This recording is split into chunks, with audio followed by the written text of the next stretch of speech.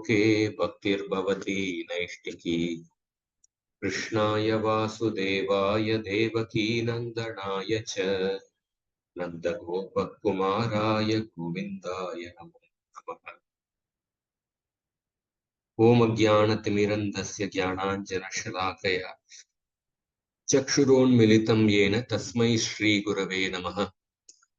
नमो ओं विष्णुपादाय कृष्णप्रेष्ठाय भूतले श्रीमते भक्तिवेदान्तस्वामिनिति नामिने नमस्ते सारस्वती देवे गौरवाणी प्रचारिणे निर्विशेष शून्यवादी पाश्चात्यदेशधारिणे जय श्री कृष्ण चैतन्य प्रभु नित्यानंद श्री अद्वैत गदाधर श्रीवासादि गौर हरे Krishna Krishna Krishna Hare Hare Hare Ram Ram Ram Hare Hare.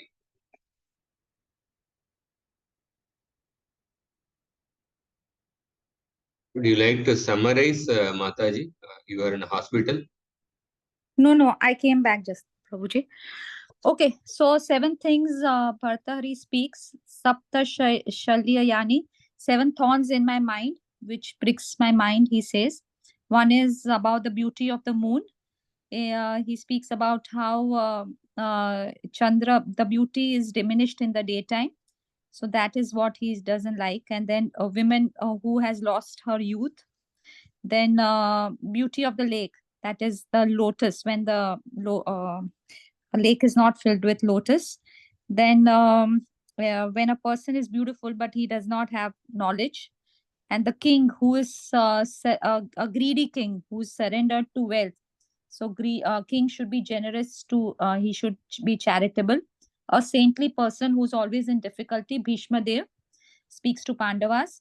And then a wicked person who enters into the king's palace, that is he's involved with the interior affairs of the king, so the damage he can cause. So this, by this, he wants to just highlight that how there are dualities in the world. It humbles a person. Material world is a place of dualities. Someone will have opulence in some aspect, and in some another aspect some people will be bereft of it. 57 is ugra kopa bhunam, that is for a king who is extremely angry. There is nobody in this world whom he can call a relative, atmiya. He will be angry with everyone. Then how his anger can give trouble to everyone in this world. And you all yourself spoke about this Pavaka, the Hotaram priest, how who he is offering ahuti in the fire will burn him also. And the king should not always be angry, because then he will not have any of his well-wishers.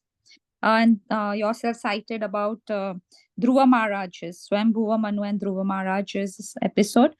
And then as how sickness is controlled by medicine, similarly by constant hearing of good instructions, the greatest enemy of good conduct will be eradicated, and all good fortune will arise.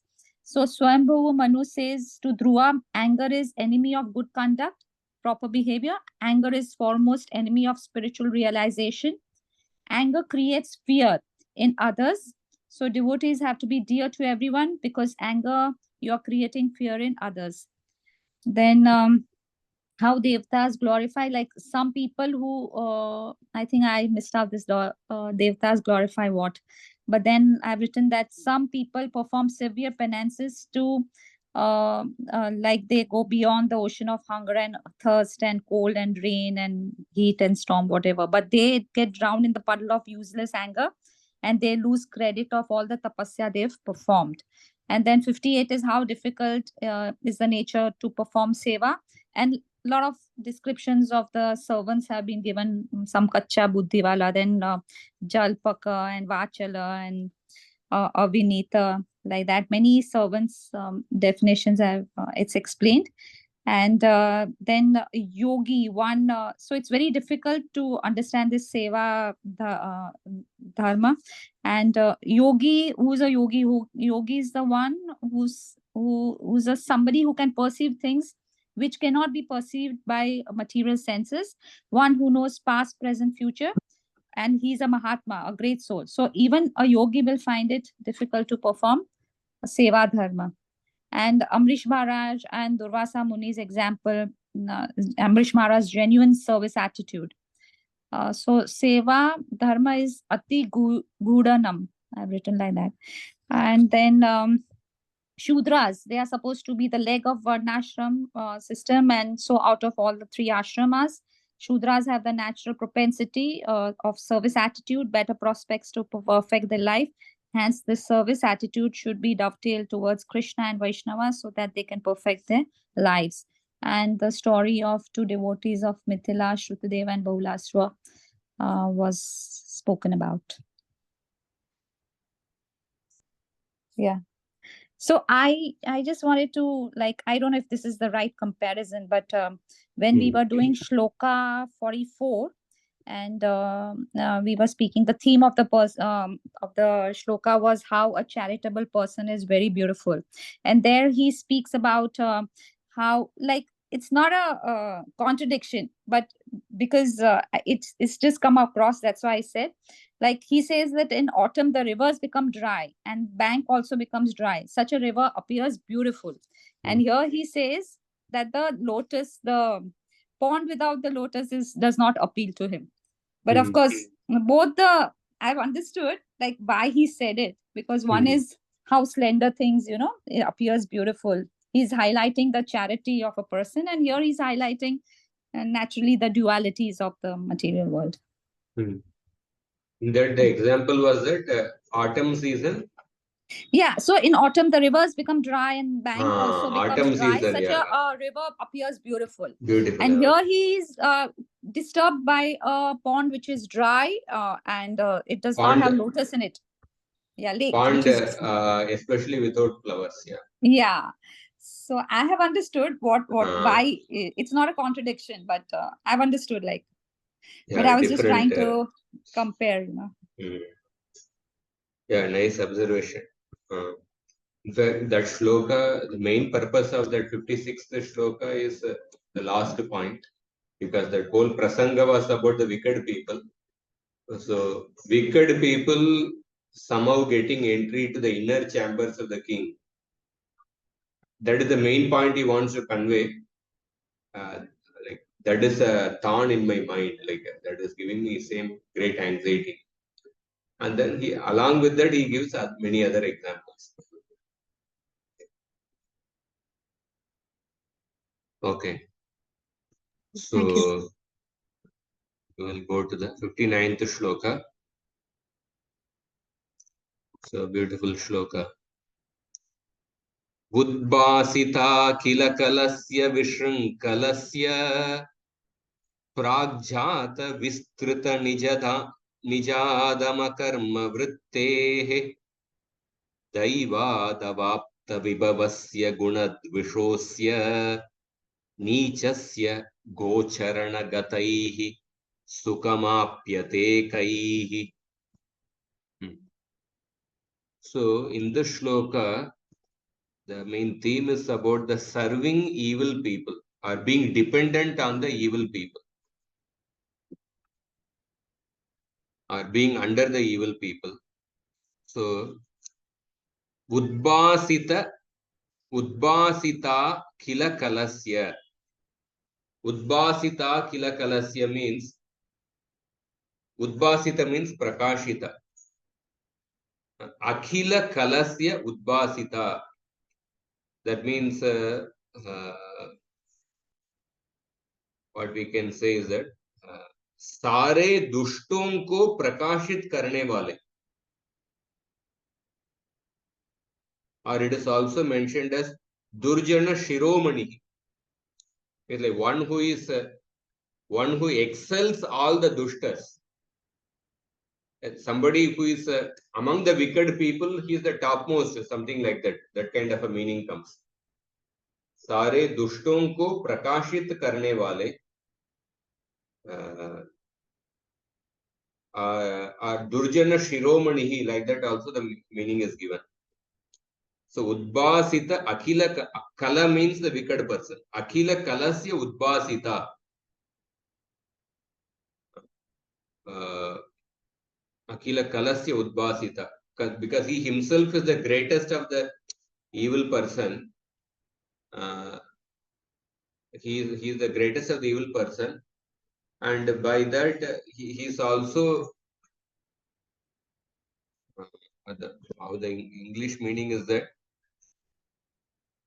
the person who outweighs all evil men, or one who is a luminary of all evil men. Udbasita Akila Kalasya means one who is a luminary of all the evil men.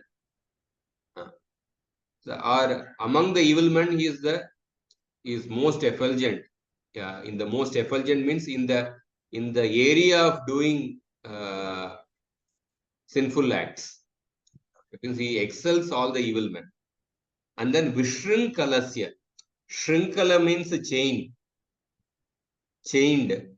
Vishrinkalasya means he is also free. He is independent. Vishrinkalasya. He excels all the evil men and he also has great independence.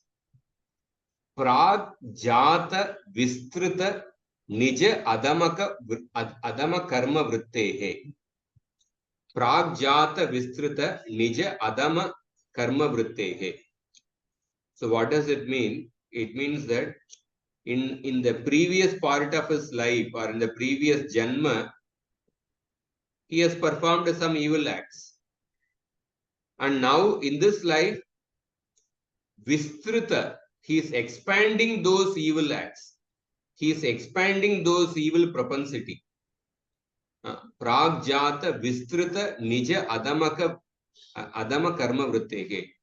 Whatever evil propensities which he acquired in the previous life, now he is expanding that evil propensity.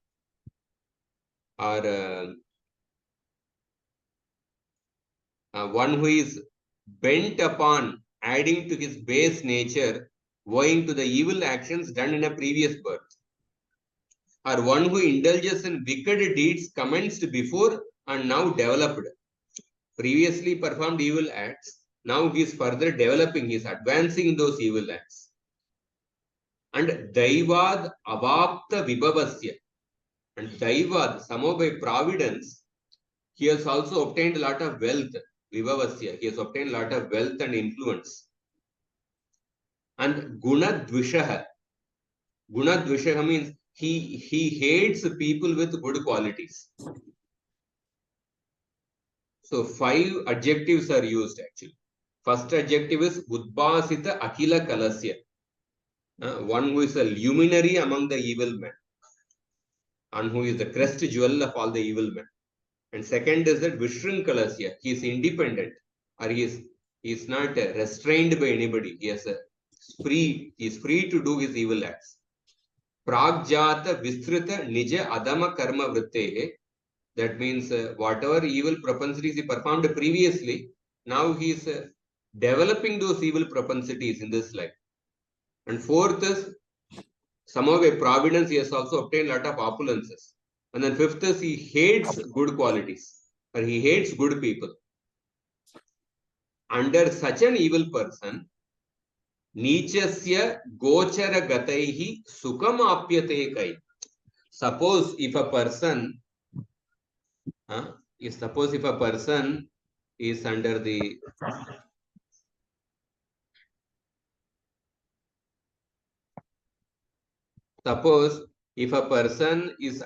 is dependent on such an evil person.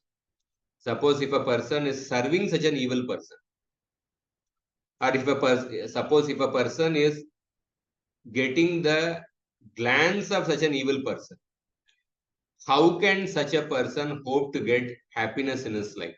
Sukam apyate kaihi. Nichasya means Nichasya is a low person. That low person is described in the first 3 lines. Gochara gataihi. If somebody is getting the close association, or if somebody is serving such an evil person, how can he hope to get happiness in his life? I'll read the translation. Who can find happiness?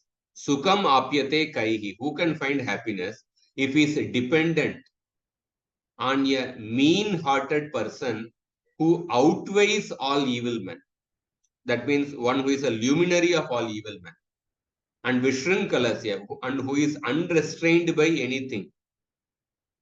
And Pragjata Vistrita Guna adama karma vrittehi, one who is bent upon adding to his base nature, owing to the evil actions done in the previous birth, or one who indulges in wicked deeds commenced before and now developed, and who has acquired wealth by good luck, daivad avapta vibhavasya, and gunat vishasya, and who is jealous of all good qualities. Essentially, this verse speaks about if you are serving some wicked person who is having all these qualities, how can you get happiness? So we can see the classic example of the characteristics of this evil person described here in the case of Duryodhan actually. The Duryodhan is one sense Kali personified. Whatever evil propensity he had, he only expanded that evil propensity even more. Duryodhan was like the luminary of all the evil men because he is Kali personified. And he was, and somehow by providence, he obtained so much of wealth also. He defeated the Pandavas in the gambling match. He got so much of wealth. He was born as a prince, son of a king. And he always hated the Pandavas and their qualities. But who happened to serve Duryodhan? Bhishma and Drona. Could they get happiness in their life? Actually, yeah. Forget the fact Bhishma is a Mahajan. That is a different aspect, the Bhagavatam aspect. But the fact is that Bhishma, because of his personal vow which he had taken, he made himself subordinate to Duryodhana. He did not oppose when Draupadi was being disrobed. He fought under Duryodhana. He was the commander-in-chief. Drona, for the sake of the wealth, he was serving Duryodhana. There is direct verse in the Mahabharata, which is quoted in the Bhagavad Gita purport also. So, therefore, the point is that when we accept a servitude under evil people, you cannot get happiness actually. And if we take other example from the Chaitanya Charitamrita, when Rupa Goswami and Sanatana Goswami, when they met Chaitanya Mahaprabhu, Rupa Goswami and Sanatana Goswami in their first meeting in Ramakeli, I think. Rupa Goswami is telling, Rupa Goswami and Sanatana Goswami, they tell to Mahaprabhu, Patita Pavana Hetu Tomara Avatara, Amabai Jagate Patita Nahi Ara. Dear Lord, you have incarnated to deliver the fallen souls, and you should consider that in this world there is nobody more fallen than us. Jagai Madai Dui Karile Uddara, Taha Uddari Te Shrama Nahila Tomara. You have delivered the two brothers Jagai and Madai, but to deliver them, you do not have to exert yourself very much. Brahmana Jati Tara Navadvipe Gara. Nicha seva nahi kare nahe niche ra kurpara. Jagai and Madai belong to the Brahmana caste and they are residing in the holy place Navadvipa. And they never served the low class persons. Nahi niche ra kurpara. They were never instruments to abominable activities. So Prabhupada highlights on this point actually in the purport. Another point for Jagai and Madai was that as members of the Brahmana family, they did not accept service under anyone. The Shastras strictly forbid a Brahmana to accept service under anyone. The idea is that by accepting a master, one accepts the occupation of a dog. In other words, a dog cannot thrive without having a master. And for the sake of pleasing the master, the dogs offend many people. The dogs bark at many people. They may bark at even innocent people just to please the master. Similarly, when one is a servant, he has to perform abominable activities according to the orders of the master. Therefore, when Dabir Kas and Sakar Malik compared their position to that of Jagai and Madai, they found Jagai and Madai to be far better. Because Jagai and Madai never accepted the position of serving a low-class person, nor were they forced to execute abominable activities under the order of a low-class master. So, therefore, Rupa Goswami, Sanatana Goswami, they lamented. So they say, then they say that Sabe Eka Dosha Tara Haya Papachara Papa Rashi Dage Nama Basai Tomara. Jagai and Madai had but one fault. They were addicted to sinful activity. But then simply by Namabasa chanting, volumes of sinful activity can be burned to ashes. And then they said that Mlecha Jati, Mlecha Sevi, Kari Mleche Karma, Gobrahmana Drohi Sange, Amara Sangama. Actually, we belong to the caste of meat eaters because we are servants of meat eaters. Indeed, our activities are exactly like those of the meat eaters. Because we always associate with such people, we are inimical towards the cows and the brahmanas. Go Brahmana Drohi Sange Amara Sangama. So Prabhupada says that there are two kinds of meat eaters.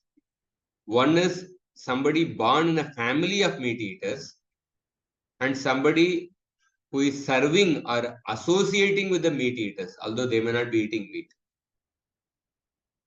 So Rupa Goswami and Sanatana Goswami, who are formerly Dabir Kas and Sakar Malik, we can learn that how one attains the character of a meat eater simply by associating with the meat eaters.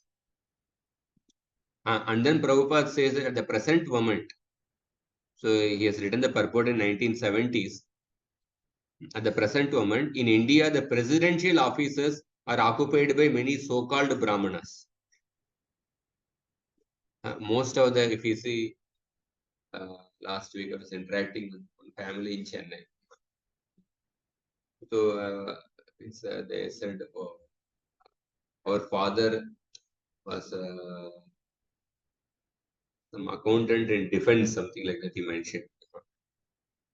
So that time they said that most of the Brahmanas in Tamil Nadu, Kerala, they occupied big positions in the government, like that they mentioned. So Prabhupada is writing here because the government is actually the government started slaughterhouses and maintaining slaughterhouses. Therefore, if you are serving such a government, then you are supporting this slaughtering of the cows. So the first principle of Vedic civilization is the avoidance of meat eating and intoxication. Presently in India, intoxication and meat eating are encouraged. The so-called learned Brahmanas presiding over the state of affairs have certainly become degraded according to the standard given herein by Rupa Goswami and Sanatana Goswami. These so-called Brahmanas give sanction to the slaughterhouses for the sake of a fat salary. And they do not protest these abominable activities. Because if they protest, their job will be gone. Like I mentioned previously, one example. There was a meeting about the changing the educational policy. So there was one person, I think, Bhairapa or something. He protested. We have to rewrite the history. How can you allow this wrong history? But then the next meeting, they formed a different committee and this person was removed from the committee only. So these so-called Brahmanas give sanction to the slaughterhouses for the sake of a fat salary and they do not protest these abominable activities. It's like Bhishma and Drona also did not protest against Duryodhana. So by deprecating the principles of Vedic civilization and supporting cow killing, they are immediately degraded to the platform of Malechas and Yavanas. So there's a sin of commission and sin of omission. Sin of commission means somebody is committing the sin. Sin of omission means somebody who does not protest, although you see that it is happening. So So unfortunately, such Malechas and Yavanas are in executive power. So how then can there be peace and prosperity in the society? So Prabhupada is writing from a government point of view, but practically speaking, the same case for even the, we can say, the MNCs. Most of the intelligent people of India, they are working for foreign companies. Foreign companies, if you see, most of the owners are maybe beef eaters or something like that. So at least we should have a feeling of regret actually. If we don't have if we are not able to find a dharmic occupation, or if we don't have the courage to say leave that and maybe live a dharmic this one, at least we should have a feeling of regret.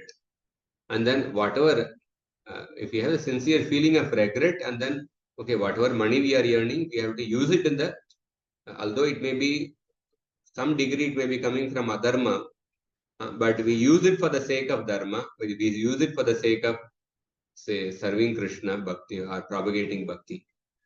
And then simultaneously, if you have a feeling of regret, Krishna will accept that. But at least we should be aware of that. If you are not having a feeling of regret, then there is something wrong actually. So we should have a feeling of regret like Rupa Goswami and Sanatana Goswami had. And secondly, we should use whatever we are earning from that for the service of Dharma. But so therefore we have seen two examples, Bhishma and Drona serving Duryodhan, Rupa Goswami and Sanatana Goswami. The Bhishma also had a repentance. There is a Bhishma at the time of when he was passing away, he had three feelings. Bhishma, they had three feelings. One feeling was that he was repentant that he did not save Draupadi at the time of the greatest need. And yet second feeling was that he was satisfied that Pandavas ultimately became the king. Third feeling was that he was grateful to Krishna because Bhishma, such a great Mahajan, such a pure Vaishnava, he felt that although I am such a low person, but Krishna personally gave his darshan to me at the time of my passing away. He was grateful to Krishna. So Rupa Goswami and Sanatana Goswami also had that sincere regret. Their feeling of regret is so much, they are saying that we are lower than Jagai and Madai. So I was like, sometimes Rupa Goswami in the Bhakti Rasam Sindhu, one place he says that for a devotee, if he sometimes does not perform the Varnashram Dharma, then it is not a serious fault in devotee. But if he fails to perform some of the angas of bhakti, then that is the fault in devotee. If he does not perform certain his dharmic duty, that is not a serious fault because he is serving Krishna, the root of everything. So oftentimes this statement is there. And of course, Bhagavatam, there is a direct verse. त्यक्त्वा स्वधर्मं चरणाम्बुजं हरेर् भजन् अपक्वोत्पते ततो यदि यत्र क्व वा भद्रम् अभूदमुष्य किं कोवार्थ apto bhajatam swadharmata. Even if a person gives up the varnashram dharma and takes to bhakti, and then later, even if he somehow falls from the path of bhakti, then there is no loss. On the other hand, if somebody only executes varnashram dharma perfectly, but if he doesn't take to bhakti, then what is the gain?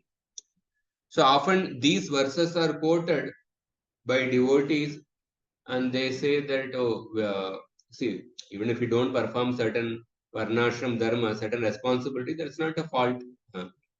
Rupa Goswami is saying that, like that one may quote that. But then the same Rupa Goswami who said that if a devotee does not perform certain aspects of varnashram dharma, it is not a fault. The same Rupa Goswami sincerely regretted from his heart that he was serving the Malechas, that he is actually feeling we are lower than Jagai and Madai. So if we are truly Rupanugas, we also have to cultivate, we have to introspect, do we also have the same feeling that we are serving people or we are supporting people who are in the serving those who are in adharma path. So sometimes, many times, we may quote the other aspect. How if we don't perform certain aspects of varnashram dharma, there is no fault as long as we are performing bhakti. But then how much do we have the same feeling like Rupa Goswami, who regretted serving the Malachas and Yavanas? That is something which we have to introspect. Otherwise, it is a one-sided transcendentalism. Bhakti is a transcendental path. Bhakti is transcendental to both dharma and adharma. But bhakti is transcendental to both dharma and adharma. But if we use bhakti only to justify not performing certain dharmic activities, but if we don't have a feeling of regret for supporting adharma to whatever degree, then it is a one-sided transcendentalism. So a true follower of Rupa Goswami, he should also cultivate the same feeling of Rupa Goswami. The way the feeling which he had when he met Chaitanya Mahaprabhu, the feeling of regretting the serving Malachas and Yavanas. So this principle is highlighted here by Bhartruhari. We can see that in the example of Bhishma Drona and Rupa Goswami, Sanatana Goswami. We'll go to the next shloka.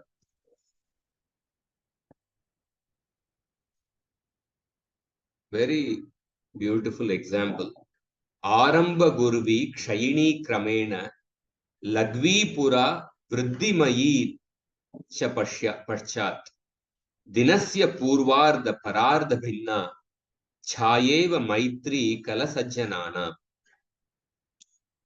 Here, an example which we see day-to-day life actually, but from a day-to-day example, a very profound principle is bringing out. That's why the Niti is some of the day-to-day example, but very useful, such a beautiful principle. Kalasajjananam Maitri Aramba Gurvim Kramena Kshayini.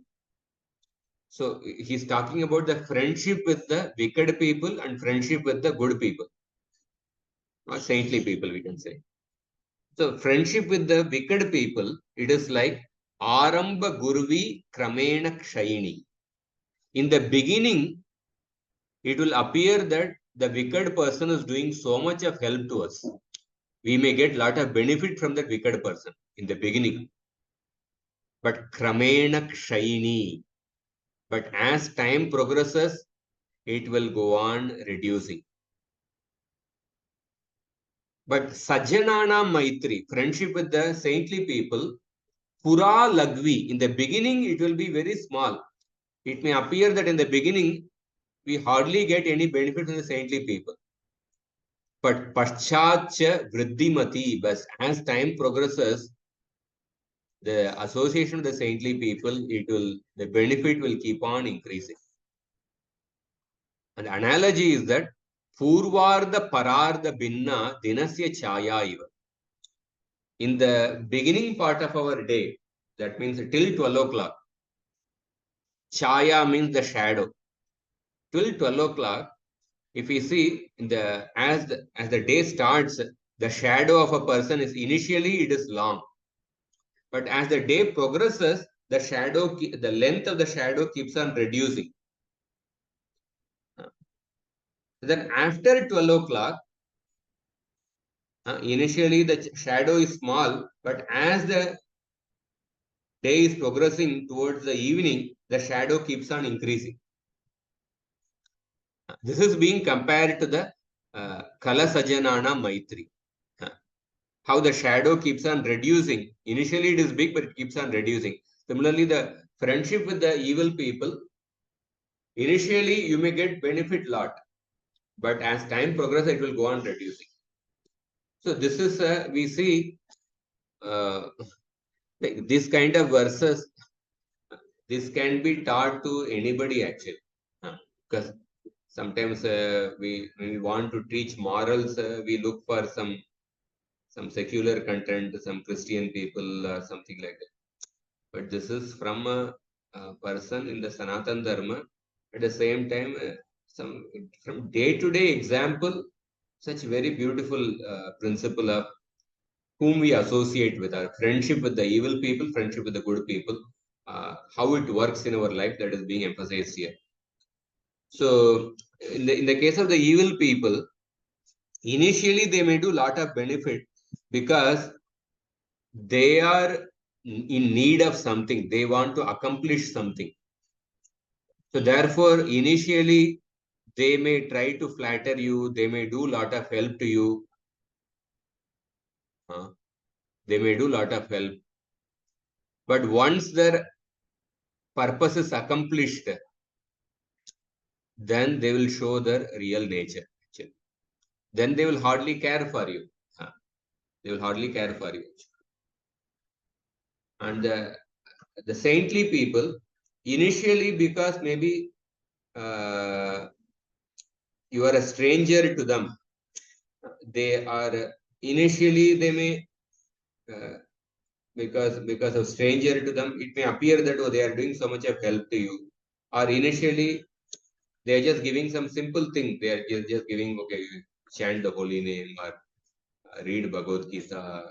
They just give some simple prasad. It's not that they are giving some lot of some financial package or money or something. They are just trying to tell you to do some simple thing, which is not so much of, it does not appear to be a practical benefit in your maybe in a material life initially.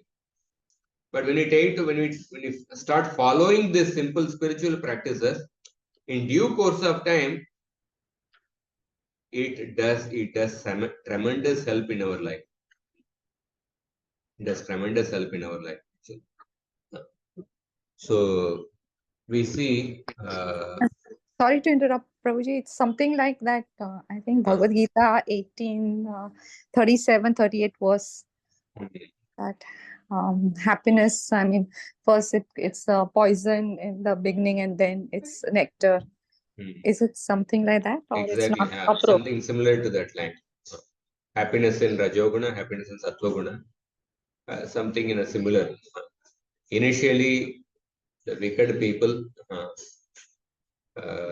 they may appear to do a lot of help, but as time progresses, it keeps on reducing. In many, one devotee was sharing that he went to, his daughter got admission in some college actually, and they went to see that college at the time of the admission, and they were glorifying the facilities in the hostel, the hostel food. They were glorifying, very good food they were giving, the excellent, it's not prasadam, but at least whatever materially excellent food was provided, and very good facility in the canteen, like that they were glorifying. But then later they met, another devotee met this daughter, and then it's, how was your hostel like? How was the facility? And she had so many complaints actually. I had so many complaints, so it's no proper facilities.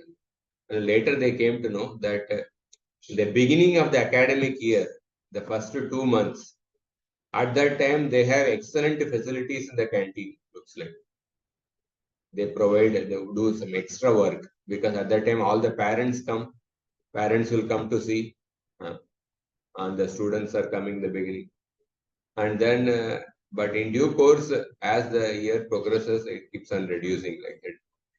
And then they show the true colors. So oftentimes this is how actually. So this is about the 60th sloka. Friendship of evil as well as good manners, like the shade of day in the forenoon and afternoon. The farmer is great in the beginning, but diminishes as the day passes. Later is small at first, but goes on increasing afterwards. The prachetas, they pray their shloka. Vayam tu sakshat bhagavan bhavasya priyasya sakshu kshana sangamena Sudushchukitsyasya bhavasya mrityor bishaktamam twadya gatim gatasma. We obtained a moment of association with your devotee, with your dear friend, dear devotee Lord Shiva. And then, because of his association, just for a moment, now we are fortunate to attain your association. And you are the topmost physician capable of treating the incurable disease of material existence. Sudish chikitsyasya bhavasya mrityo. On account of our good fortune, we have been able to take shelter at your lotus feet. So they got the association of Lord Shiva for a moment. Lord Shiva did not give any material benediction to Prachetas. Lord Shiva just taught the Rudra Gita. It may appear, oh, what is the use of Rudra Gita chanting this mantra? But then in due course, they got the association of Vishnu, who is the Bishaktama, the topmost physician who can cure the incurable disease of Bhavaroga. Therefore, the association of the saintly people, it is how it works actually. Initially, it is it may appear that it is giving very little benefit, but in due course, it will give a great benefit. So next shloka. Mrigamina sajjananam trinajala santosha vihita vrittinam lubdaka divara pishuna nishkarana vairino jagati. So this verse talks about the natural quality of wicked people.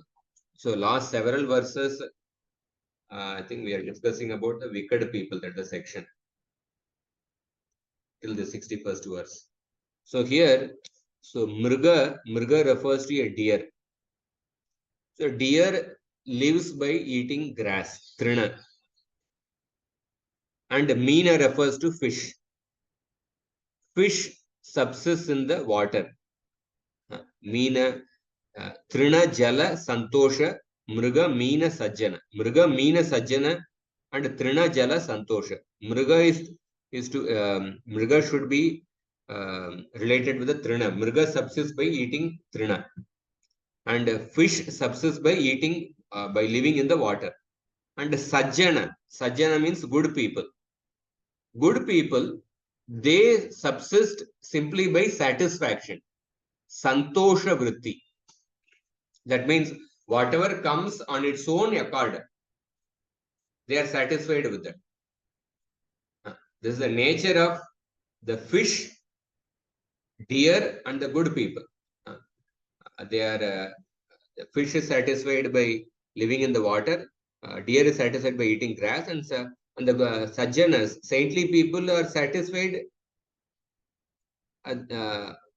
They are satisfied with whatever comes on its own accord. That means saintly people are simply satisfied. They are just satisfied with whatever condition of their life. But then on the other hand, Lubdaka Divara Pishuna. So three personalities are mentioned. Lubdaka refers to a hunter. The hunter attacks the deer.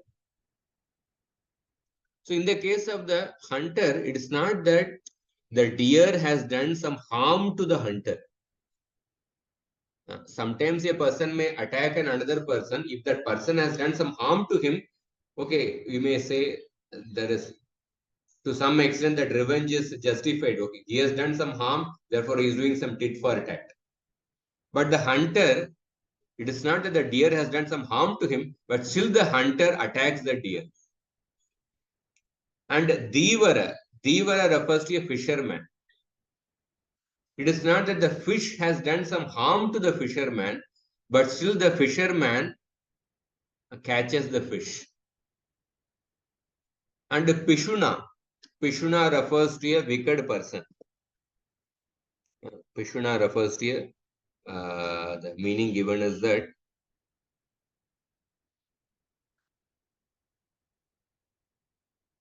Pishunaha refers to actually a wicked person. The wicked person, it is not that the good people has done some harm to them, but still the wicked people, without any reason, they give harm to the good people, saintly people. So, Lubdaka Divara Pishuna Nishkarana Vairino Jagati. Nishkarana, without any reason, without any Karana, Lubdaka, Divara, and Pishuna, they have enmity towards the Mriga, Meena, and Sajjana. So we have the concept of causeless mercy. The opposite of that is that the causeless enmity of the wicked people. There is a causeless mercy of the saintly people. Saintly people bestow mercy of the common people. It is not that the common people have done something good to the saintly people. The saintly people, by their very nature of being merciful, yeah, they may avoid the envious. That too for the sake of the envious people, for the benefit of the envious people. But the saintly people, when they show mercy to the innocent people, it is not that because the innocent people has done something good to the saintly people. So they are causelessly merciful towards them. And similarly here, the wicked people, they are causelessly envious of the saintly people. That means naturally their quality is because their past samskaras, they have the inbuilt enmity towards the wicked people. So we see that such kind of quality, the personalities like Hiranyakashipu, Kamsa, they take pleasure in giving harm to the wicked saintly people. Sometimes like there is no cause. There was one dictator, I think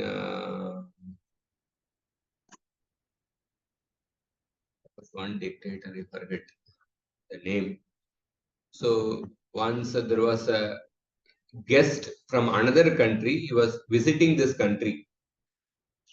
And this dictator was giving a tour to this guest in a particular place. And that particular place was on the top of the mountain. And this dictator was saying that sometimes in the criminal, when you have certain criminals, how we punish the criminals is that we throw the criminals from the top of the hill, and then in that way we give the death punishment to the criminals. And then the guest asked that, do you have any, is there any, now in the near future, some criminal is going to be punished like that? He asked just out of curiosity some question, just to see, he wanted to see that how the criminal, when a criminal is being thrown from the top of the hill, what happens to him? He, out of curiosity, asked. But at that time, there was no criminal to be punished. But the dictator said that he called one of the soldiers. Okay, he told the soldier, he told the other people, okay, throw this soldier from the top of the mountain so that the guest can see, actually. So that was the kind of a dictator that without any reason, he was punishing some innocent soldier, actually. It must be North Korean first. North Korea. He's a big dictator. He does something. I think Mongolia or something, maybe. They got some plan. So that kind of even Stalin, actually, somebody was asked about a Stalin or Mao or something. The CPI Marxist, we say, that comes from that Mao dictator in China. So one of them was asked, what is your greatest happiness in your life? So he said that when somebody who is the most trusted man of me, when I shoot him suddenly, and at that time, the surprise he experiences in his face, to see that surprise is my greatest happiness. So in his life, he would actually, oftentimes, somebody would grow in that the cabinet rank in the government, and somebody would become the right hand or the left hand person, trusted person of that dictator. And then regularly, that trusted person would be eliminated by this, because the trusted person will know all the secrets of the dictator, and he would eliminate that person suddenly, because you would always feel insecure. This person knows me all the secrets, so therefore I have time to time I have to eliminate my trusted people. So it is like a causelessly being showing enmity towards the wicked people, causelessly showing enmity towards the saintly people, although they have not done any harm to him, but they show. This is the nature of the wicked people, like that Bhartrihari is saying. With deer, with fishes, and with good men who feed themselves only with grass, water, and a contented livelihood, respectively, the hunters, fishermen, and evil minded persons cherish an enmity in this world without any cause whatsoever. So, I'll stop here. So, anybody wants to share any points? Hare Krishna, Prabhuji. Actually, it's quite coincidental that today only one child asked me, when I was teaching in the class, in a school, so about how the teachers could side, because we were doing the first shloka, Sanjay Vacha, and then we did Tadvidhi Pranipatena. No, Karpanya Dosho. And then before that, we did the first shloka. And then he said, how did the teachers side dharma? You keep on talking about all this. And then, of course, I gave him few things, that how Duryodhan and how Krupacharya and Dronacharya, they were getting all the facilities. And also, there was attachment to Ashwatthama, right? Dronacharya had attachment to Ashwatthama, who actually is basically on with Duryodhan. So that attachment also, which I linked it up with actually the first shloka. That how Dhritarashtra is attached, even this person. So that's how it all boils down to attachment. So they were getting facilities from the Hastinapur kingdom, right? Yes. And the ashram was run with their money. Is that the right thing which I said, or is? Yeah. Generally, we say जिनके नमक हम खाते हैं उनके प्रति बोलने के लिए it becomes difficult to oppose these people. So the very statement is there in Mahabharata, spoken by Bhishma. So I'll show you that verse. Bhagavad Gita, chapter 2. So when you are being maintained, or when you are maintained by some people, so then it becomes difficult to, when you are drawing salary from certain people, or when they are feeding you, when they are doing some wrong activities, it becomes difficult to oppose them actually. So if you see the Bhagavad Gita, 2nd chapter, 6th shloka, purport.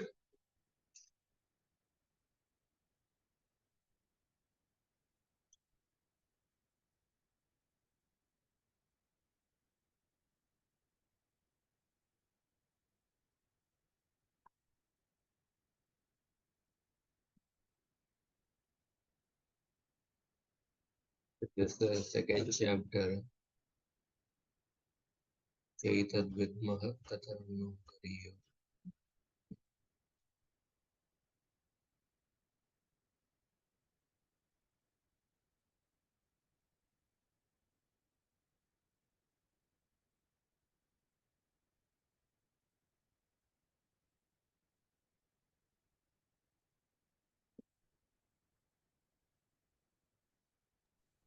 Bhishma and Drona were obliged to take the side of Duryodhan because of the financial assistance, although they should have not accepted such a position simply on financial consideration. Under this circumstances, they have lost the respectability of teachers. Yes. But Arjuna thinks nonetheless they remain as his superiors. Yeah, so it's 2.5, yeah. So this verse Prabhupada is paraphrasing that Mahabharata 6.41.36. There's argument between Krishna and Arjuna. So Arjuna is saying that how can I actually fight with my superiors like Bhishma and Drona? So Krishna is saying that Bhishma himself has said, Artasya Purusho Daso Dasas Vartona Kasyachit. Iti satyam maharaja baddosmi arthena kauravai. Man is the servant of wealth, but wealth is not the servant of anyone. This is the truth. And I have been bound up by the wealth of the Kauravas. I have been bound up by wealth by the Kauravas. So therefore, Krishna is asking that what is the great authority of those who have sold their souls out of greed for wealth? They should be killed in the battle. So essentially, that shloka is important because oftentimes we see okay, fat salary in a big MNC and we celebrate that. But if when we see from a dharma point of view, is it something to be celebrated? Serving people who are in the adharma. It's not something to be celebrated. If you are using that money for the sake of dharma, if you are using that serving money for the sake of Krishna, then that is to be celebrated. At the same time, we should also have some feeling of regret also. Hare Krishna.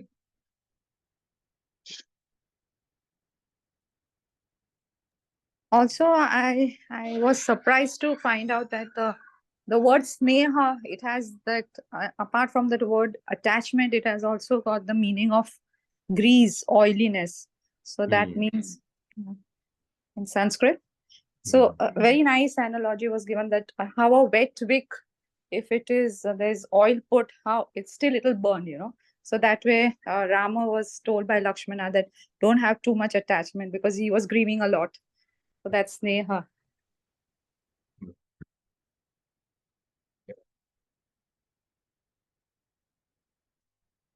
Okay, we'll stop here.